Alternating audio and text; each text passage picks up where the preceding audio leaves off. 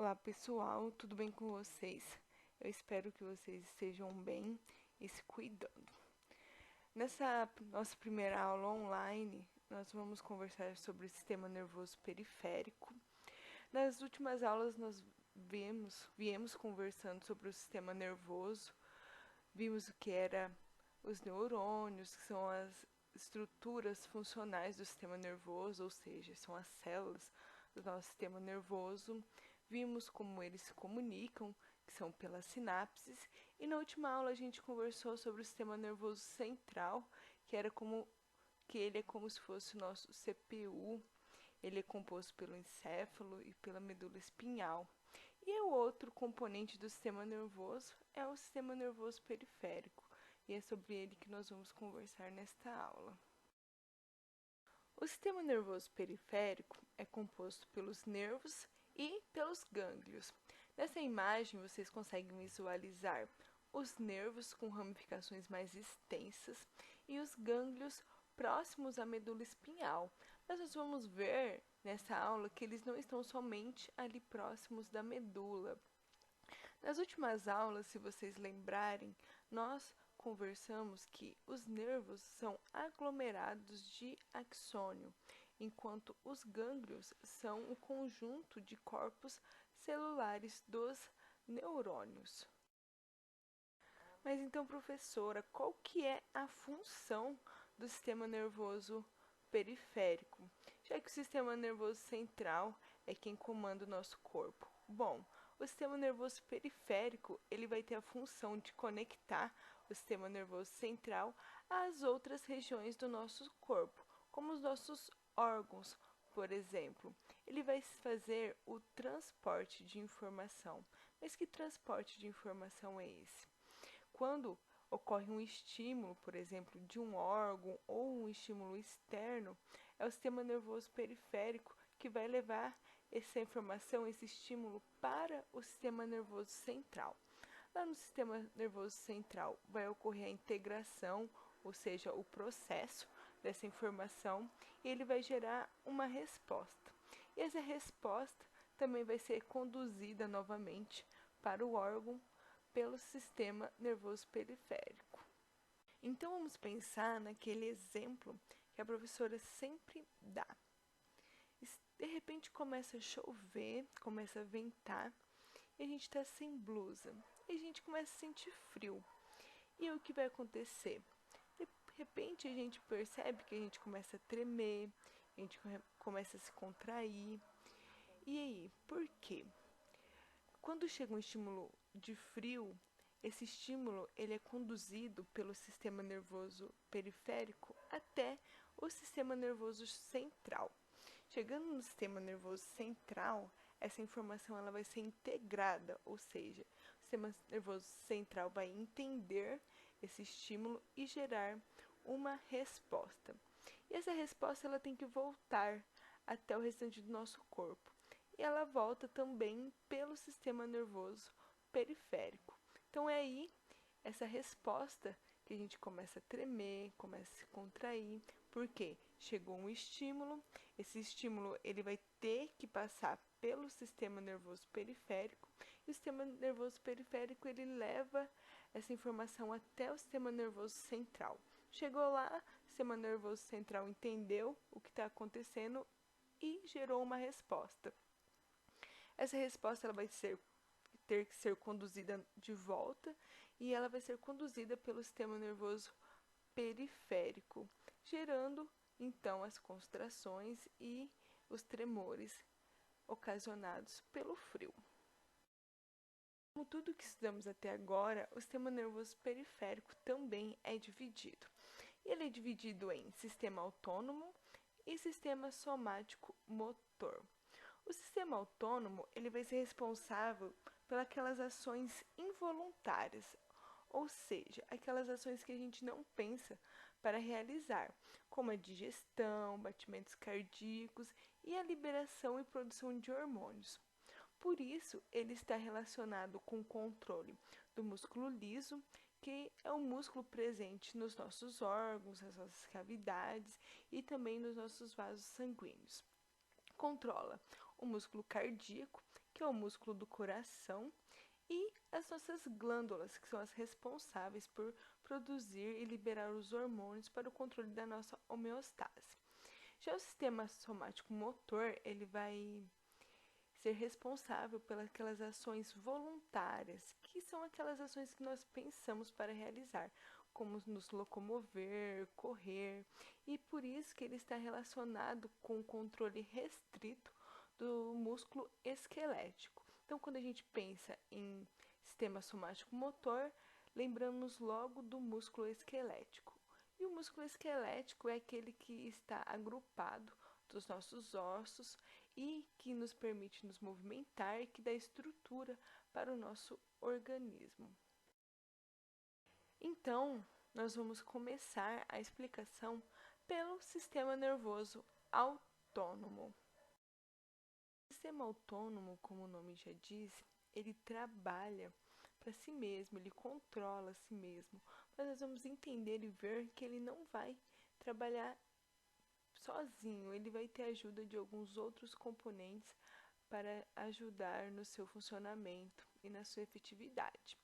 E ele vai controlar o que mesmo? Vai controlar os movimentos involuntários do nosso corpo, aquilo que a gente não pensa para fazer, como os batimentos cardíacos, a digestão, a liberação de hormônios. Então, tudo que a gente não pensa para fazer é controlado pelo sistema autônomo. E mais uma vez, temos uma divisão aqui. O sistema autônomo, ele vai ser dividido em sistema simpático e em sistema parasimpático. O sistema simpático, ele vai estar relacionado com o estado de alerta, o estado de fuga e também com o estresse. Então, quando estamos realizando alguma atividade que nos deixa estressado, que nos mantém alerta ou em um estado de fuga, é o sistema simpático que está controlando essa ação. Essa ação ela é mediada pelo hipotálamo, que está lá no diencéfalo, embaixo do tálamo, e ele também, o sistema simpático, ele também vai controlar o fluxo sanguíneo até os tecidos. Então, o simpático, ele controla situações ativas para o nosso corpo, mas principalmente aquela resposta de luta ou fuga. Fuga do quê? Tô fugindo de um cachorro, ou eu tenho que lutar pela minha sobrevivência, ou eu escolho lutar com o cachorro, ou escolho fugir do cachorro. Então, esse é o estado de luta ou fuga. Já o sistema parasimpático, ele vai estar relacionado com atividades rotineiras, com atividades de relaxamento, de descanso, com a digestão. Uma situação simples para a gente entender a atuação do sistema parasimpático é depois do almoço, que a gente quer relaxar, que a gente está fazendo a digestão do alimento. Quem está coordenando isso é o parasimpático. Então, ações mais tranquilas do nosso organismo, ações mais rotineiras, atividades mais rotineiras, elas são mediadas pela atuação da divisão parasimpática do sistema autônomo. Como tudo que estudamos até agora, tudo trabalha para manter a homeostase do nosso corpo. E aqui, nas subdivisões autônomas, não seria diferente. A atuação equilibrada entre o sistema simpático e parasimpático vai trazer a homeostase, o equilíbrio para o nosso organismo. Como eu disse, apesar do nome, o sistema autônomo ele não vai trabalhar sozinho. Ele vai trabalhar em conjunto com o sistema endócrino, que é o responsável pelos nossos hormônios, e pelo sistema comportamental, se vocês lembrarem da aula de sistema nervoso central, que é aquele sistema que controla o nosso estado de alerta e de vigia. Então, o sistema autônomo, ele trabalha com o sistema endócrino e com o sistema comportamental para manter a homeostase do nosso corpo. E onde que é controlado esses sistemas? Esses sistemas, eles vão ser controlados, o centro de controle homeostático deles vão ser no hipotálamo, que está presente no diencéfalo, lá pertinho do tálamo, na ponte bulbo, que fazem parte do tronco encefálico. Então, são nessas regiões do sistema nervoso central que vai ocorrer o controle do sistema autônomo e também do sistema endócrino e comportamental, que trabalham juntos para a homeostase do nosso corpo. Então, aqui nessa imagem, nós vamos observar os centros de controle autonômico no encéfalo. A primeira região que nós vamos observar é o hipotálamo. Aqui embaixo, ali embaixo do tálamo, onde estão esses pontos rosa, roxo e azul. E o que o hipotálamo vai controlar? Ele vai controlar o nosso sistema hídrico, o nosso controle hídrico, vai controlar então a nossa vontade de fazer xixi, por exemplo, a nossa sede. Ele também controla a nossa temperatura. Se estamos com frio, começamos a tremer. Se estamos com calor, começamos a suar, sentimos sede. E também a fome. Um pouquinho mais para baixo, nós temos o tronco encefálico. E no meio desse tronco encefálico, nós temos a ponte. A ponte ela vai controlar a nossa respiração. Olha só, tudo isso é involuntário. A respiração, a frequência dos nossos batimentos cardíacos, a nossa pressão arterial e também o controle urinário, o controle da nossa bexiga. E por fim, um pouquinho para baixo da ponte, ali acabando o tronco encefálico, nós temos o bulbo. O bulbo ele é responsável pela coordenação da nossa respiração. Se nós prestarmos atenção, a nossa respiração ela é coordenada. Claro que quando começamos a correr, ela acelera, mas ela normalmente ela é coordenada. E quem controla essa coordenação da respiração é o bulbo. Mas alguns reflexos do sistema autônomo, eles não são controlados por estímulo do encéfalo, ou seja, é o próprio sistema autônomo que controla ele. Que reflexos são esses? A micção, por exemplo, a defecação e a ereção peniana. Vamos pensar em uma pessoa que sofreu uma lesão na medula espinhal. Nós conversamos que ela fica paraplégica ou tetraplégica, mas essas pessoas, elas não deixam de ir no banheiro fazer as necessidades delas. Porém, o que acontece? Elas fazem isso, elas têm esse estímulo de defecação e micção, porém, elas não conseguem controlar. Uma coisa muito importante sobre o sistema autônomo é que ele faz um controle antagonista. O que isso significa? Tudo que o sistema simpático fizer, tudo que a divisão simpática fizer, a divisão parasimpática vai fazer ao contrário. Como, por exemplo, vamos olhar aqui na imagem. A divisão simpática, ela faz a dilatação das pupilas, enquanto a parasimpática, ela faz a contração. Já a simpática, ela faz, olha só, a inibição da salivação, enquanto a parasimpática, ela estimula. Tudo vai ser antagônico, tudo vai ser ao contrário. Um outro exemplo é a parasimpática, ela contrai os nossos brônquios lá nos nossos pulmões, enquanto a simpática ela vai fazer o relaxamento. Então, quando vocês pensarem no sistema autônomo, lembre sempre que o controle dele é antagonista. A divisão simpática é sempre ao contrário da divisão parasimpática, assim como a parasimpática vai ser sempre ao contrário da simpática. Tudo que elas fizerem, tudo o que for relacionado a elas, sempre vai ser antagônico, sempre vai ser contrário. Agora nós vamos conversar um pouco sobre os neurônios do sistema autônomo. Existem dois neurônios no sistema autônomo e eles se encontram no gânglio autonômico.